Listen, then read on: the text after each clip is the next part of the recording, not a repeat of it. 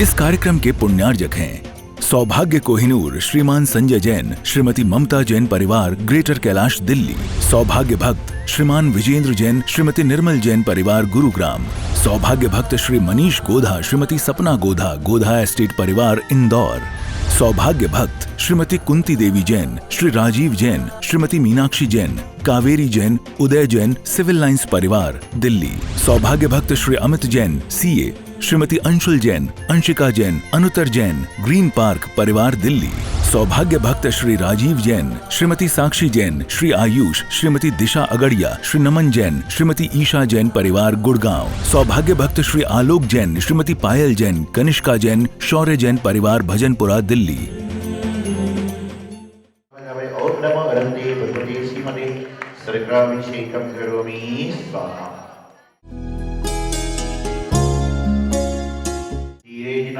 मान्या शपरिवाक्य देवा ओम ह्रीं श्रीं क्लीं ऐं अरं ओम मम मम हम हम सब सब दम दम पम पम जम जम शिव शिव राम राम नीली राम रवे ओम नमो रति भगवती श्रीमती दुग्धाभिषेकं करोमि स्वाहा दुग्धाभिषेकं करोमि स्वाहा शपरिवाक्य देवा ओम ह्रीं श्रीं क्लीं ऐं अरं ओम मम हम सब सब दम दम पम पम जम जम शिव शिव राम राम नीली राम रवे ओम नमो रति भगवती श्रीमती दुग्धाभिषेकं करोमि स्वाहा ओम ह्रीं श्रीं क्लीं ऐं अरं ओम मम हम सब सब दम दम पम पम जम जम शिव शिव राम राम नीली राम रवे ओम नमो रति भगवते श्रीमती सागरे विलंगने हेतु शेतु मप्लावये त्रिमणि प्रतिम ओम ह्रीं श्रीं क्लीं ऐं अरं ओम मम हम सब सब दम पम पम जम जम शिव शिव राम राम नीली राम रवे ओम नमो रति भगवते श्रीमती चतुष्कोणतरस्याभिषेकं करोमि स्वाहा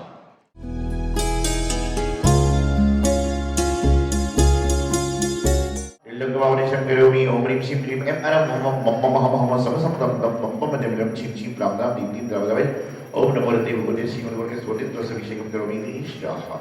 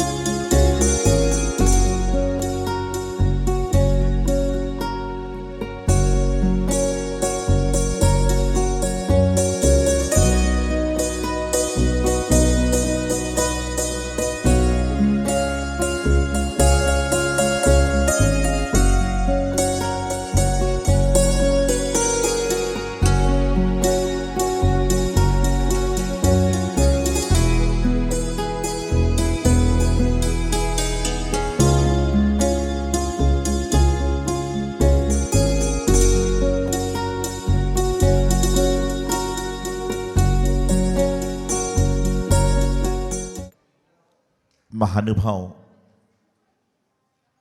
हाथ में यदि कोई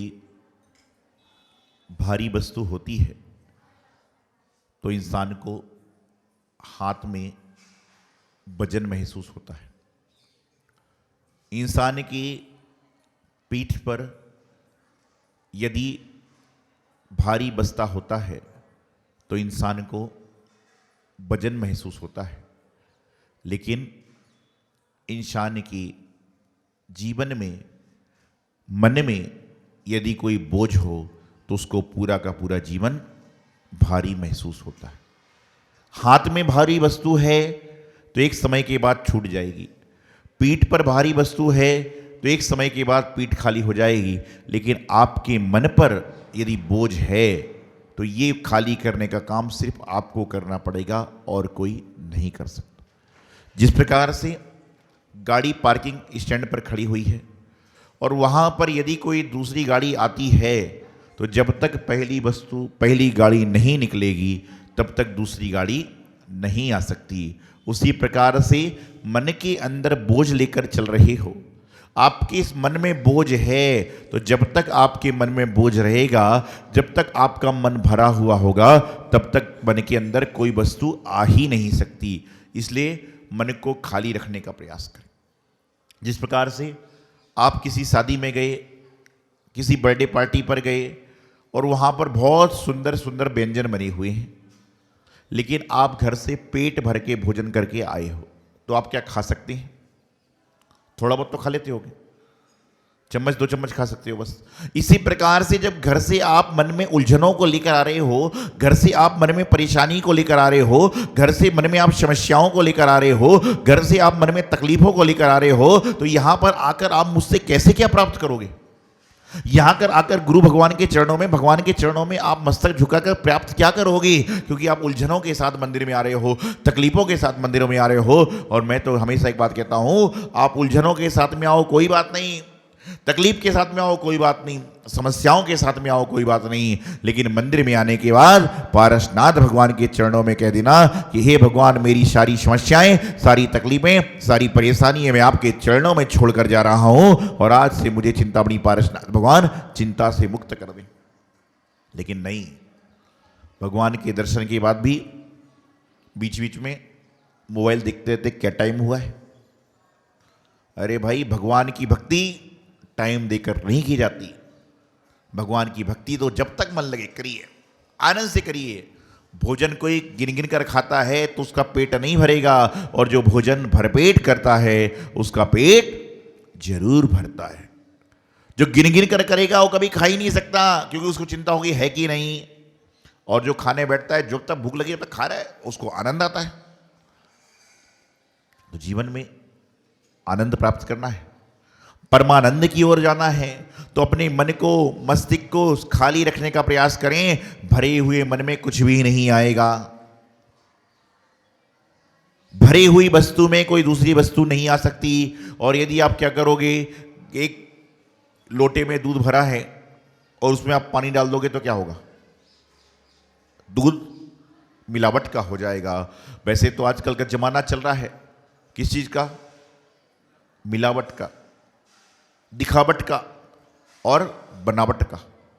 इस समय संसार में, मैंने पिछले दिनों भी कहा था कि 3 तरह के लोग होते हैं। एक मिलावट वाले होते हैं, एक दिखावट वाले होते हैं, और एक बनावट वाले होते हैं। कुछ लोग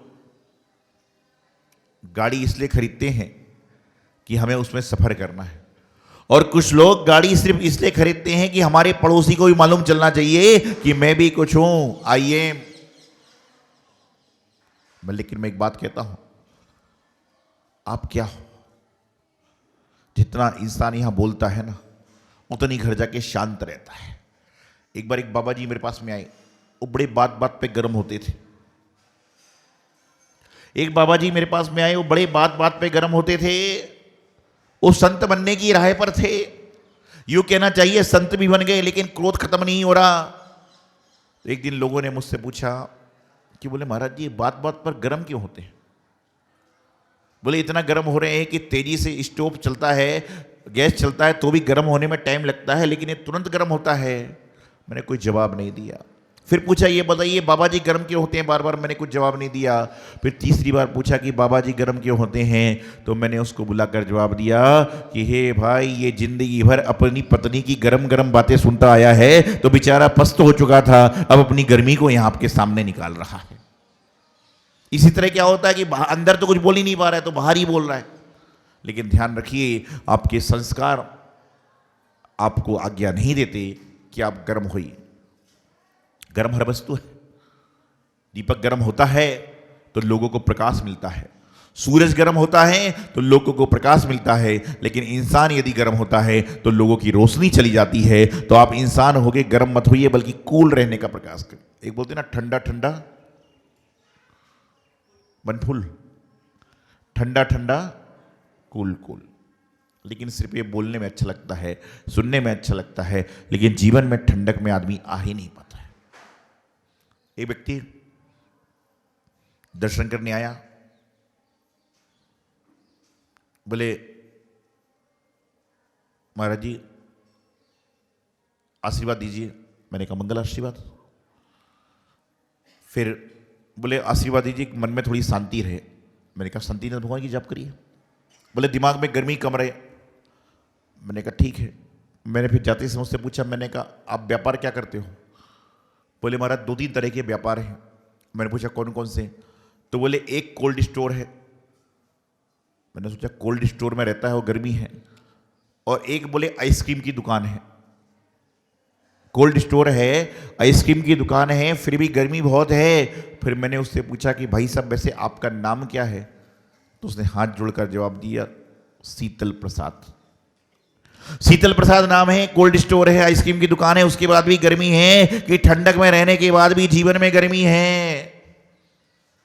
ध्यान रखना, चाहे पूरा जीवन बर्फ के साथ बिता लो, लेकिन जब तक से अंतरंग में ठंडक नहीं आएगी, जब तक बहिरंग की ठंडक आपको कुछ भी नहीं कर सकती, तो बहिरंग में भी ठंडक लाने का प्रयास करें, अंतरंग में भी ठंडक लाने का प्रयास करें। क्योंकि जैसा मन में होता है वही जवान पर आता है, और जो जवान पर आता है वही जीवन में उतरता है। मैं अक्सर एक बात कहता हूं कि आपके मन में भावनाएं हैं, आपके मन में श्रद्धा है, आपके मन में समर्पण है, तो आप कहीं पर भी जाइए आपको कोई तकलीफ नहीं आएगी। क्योंकि आपका मन साफ है तो आपकी जबान भी साफ हो जाएगी और आपका जीवन भी साफ हो जाएगा। लेकिन जिस व्यक्ति की जबान गलत है उसका जीवन 100% नहीं 1000% गलत होगा। इसमें कोई बड़ी आश्चर्य की बात नहीं है। लोगों का क्या है, इनके भाव, इनकी भावनाएं तो समय के हिसाब से बदलती हैं। जब यहाँ पर आते हैं तो ताली पीटते हैं, बोले महाराज जी कितना अच्छा बोलते हो, और बाहर जाकर जब फोन आता है इतनी देर लगा दी है। अरे क्या बताऊं, मैं तो उठने को 4 बार हो गया, लेकिन महाराज जबरदस्ती बैठाए जा रहे थे, जबरदस्ती बैठाए जा रहे थे। इधर ताली पीट रहा है, जय जय नाथ परम गुरु हो। क्या बोलते, जय जय नाथ और जय जय, क्या भजन क्या है, मतलब वो क्या, दर्श विशुद्धि सोलम तीर्थंकर परम गुरु हो, जय जय नाथ। और उसके आगे एक बार एक आदमी आया, जय जय नाथ परम गुरु हो, जय जय नाथ परम गुरु हो। तो मैं वहाँ से गुजर रहा था, मैंने क्या बात है, बोले जय जय नाथ परम गुरु हो, जय जय नाथ परम गुरु, ये बोले जा रहा था। मुझसे रहा नहीं गया, बोल क्या रहा है। वो नीचे वाली लाइन समझ में नहीं आ रही थी मेरे को। बोला जय जय नाथ परम गुरु हो, फिर रुकता, फिर जय जय नाथ परम गुरु हो। मैंने पूछा भाई साहब क्या बोल रहे हैं? बोले महाराज जी मैं मंत्र जाप कर रहा हूँ। मैंने कहा थोड़ा जोर से बोलिए। बोले नहीं मुझे शर्म आती है। मैंने कहा कोई बात नहीं, मुनि महाराज से क्या शर्म है। फिर उसने बोला जय जय नाथ परम गुरु हो, घर में जाके समोसा पूड़ी मिले, जय जय नाथ परम गुरु हो, घर में जाके समोसा पूड़ी मिले। मैंने कहा तू क्या कर रहा है? बोले मैं तो भगवान से प्रार्थना कर रहा हूँ कि मोक्ष तो आपको भी नहीं मिलने वाला, मुझे क्या मिलेगा। वो क्या कहता है, मोक्ष तो संतों को भी मिलने वाला नहीं है तो मुझे क्या मिलेगा, लेकिन मैं तो प्रार्थना कर रहा हूँ हे भगवान जय जय नाथ परम गुरु हो, और घर जाऊं तो समोसा पूड़ी खाने को मिले। मैं तो यही चाहता हूं और कुछ चाहता ही नहीं। आप चाह रहे हो कि दर्श विशुद्धि भावना भाए, सोलम तीर्थंकर पद पाए। बोले हमें तीर्थंकर बनना ही नहीं। मैंने पूछा क्यों नहीं बनना? बोले आप तीर्थंकर बन जाओगे तो आपकी सेवा करने वाला भी तो कोई चाहिए, तो मैं तो खाता पीता सेवक बनूंगा आपका। ऐसे भी लोग संसार में, एक व्यक्ति मंदिर में आ रहा है सेवा के भाव से, और एक व्यक्ति मंदिर में आ रहा है मेवा के भाव से। एक सेवा करने आ रहा है, बोलते ना सेवा करोगे तो मेवा मिलेगा। तो एक आदमी आता है कहता है बोले महाराज जी पिछले जन्म में बहुत सेवा करी, अब तो मेवा खिला दो। अरे भाई सेवा करोगे तो मेवा मिलेगा। कहावत है कि जो सेवा करता है उसको मेवा मिलता है, लेकिन जो सिर्फ मेवे के चक्कर में रहता है, सेवा नहीं करता, उसको मेवा नहीं मिलता है, उसको मेवा नहीं मिल सकता है। तो जिंदगी छोटी सी है, इसे हंस के बिताएं। जीवन में अच्छाइयों को ग्रहण करें, अच्छाइयों का आगमन करें, आपके जीवन को तरोताजा बनाने का प्रयास करें। आज से ठीक 15 दिन बाद आने वाली है क्या? दिवाली। आज से ठीक 15 दिन बाद आने वाली दिवाली है। जो लोग मेरी बात यहां बैठकर सुन रहे हैं, चैनल के माध्यम से सुन रहे हैं, उनको कहना चाहता हूं कि आप लोग धनतेरस को, छोटी दिवाली पर दीपक लगाने का प्रयास करते हैं, लेकिन एक काम मेरा जरूर करें, एक मेरी बात जरूर सुने कि आप जब दिवाली के 15 दिन पहले कम से कम अपने गाड़ी में, अपने झोले में कुछ मिट्टी के दीपक घी के साथ लेकर चलें और आपको लगे कि कोई झोपड़ी के बाहर निर्धन बैठा है, उसकी झोपड़ी के बाहर एक दीपक जलाकर रख दें। कम से कम उसकी दिवाली भी शुभ दिवाली हो जाएगी और आपके जीवन में दिवाली मनाने का आनंद आ जाएगा। इतना काम भी प्रत्येक व्यक्ति ने कर दिया। हर व्यक्ति संकल्पित हो जाए कि हम घर में हजारों दीपक जलाएंगे, लेकिन 10 दीपक मंदिर के अलावा वहां पर जरूर लगाएंगे जहां पर अंधेरा होता है। आपको बड़ा आशीष मिलेगा। परमात्मा आपसे इतने प्रसन्न होंगे जितना अपने जीवन में पाया नहीं होगा। कभी दिवाली के दिन मिठाई बनाओ। मैं सभी महिलाओं से कहना चाहता हूं, घर में मिठाई मंगाओ तो मिठाई का एक डिब्बा एक्स्ट्रा मंगाना और अपने पति को मिठाई का डिब्बा देना कि ऑफिस के लोगों को जब मिठाई बांटते हो ये तो बहुत अच्छी बात है, लेकिन रास्ते में कोई गरीब व्यक्ति, कोई भूखा व्यक्ति मिल जाए तो उसको मिठाई का डिब्बा निकाल कर दे देना। वो व्यक्ति आपको दुआएं देगा, उसके जीवन की सबसे बड़ी दिवाली आपके कारण हो जाएगी। हम घर में दिवाली के लड्डू खा रहे हैं और बेचारा बाहर लड्डू के बचे हुए डिब्बे का इंतजार कर रहा है कि छोटा सा लड्डू का टुकड़ा मिल जाए तो मेरी दिवाली भी आ जाए।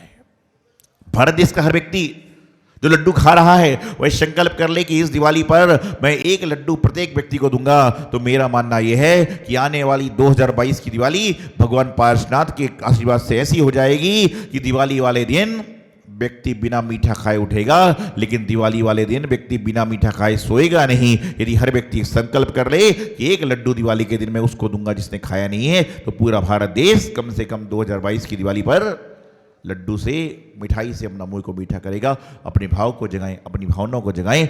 और मैंने जो कहा कि आपका तन खाली है लेकिन आपका मन खाली नहीं है, तो मन को खाली करोगे तो आपका जीवन सुंदर बनेगा। और जो सुंदर होता है उसको हर कोई पसंद करता है। सुंदर शरीर से नहीं है, सुंदर चेहरे से नहीं है। जिसका जीवन सुंदर होता है, जिसका मन सुंदर होता है, लोग उसके पास आकर बैठना चाहते हैं।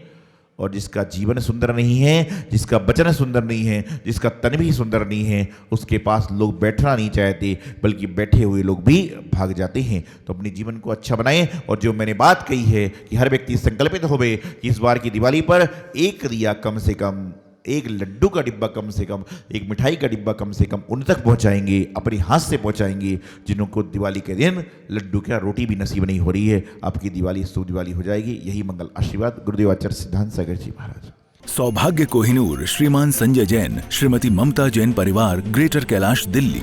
सौभाग्य भक्त श्रीमान विजेंद्र जैन, श्रीमती निर्मल जैन परिवार, गुरुग्राम। सौभाग्य भक्त श्री मनीष गोधा, श्रीमती सपना गोधा, गोधा एस्टेट परिवार, इंदौर। सौभाग्य भक्त श्रीमती कुंती देवी जैन, श्री राजीव जैन, श्रीमती मीनाक्षी जैन, कावेरी जैन, उदय जैन, सिविल लाइंस परिवार, दिल्ली। सौभाग्य भक्त Shri Amit Jain, CA, Shrimati Anshul Jain, Anshika Jain, Anuttar Jain, green park परिवार, दिल्ली। सौभाग्य भक्त श्री राजीव जैन, श्रीमती साक्षी जैन, श्री आयुष, श्रीमती दिशा अगड़िया, श्री नमन जैन, श्रीमती ईशा जैन परिवार, गुड़गांव। सौभाग्य भक्त श्री आलोक जैन, श्रीमती पायल जैन, कनिष्का जैन, शौर्य जैन परिवार, भजनपुरा, दिल्ली।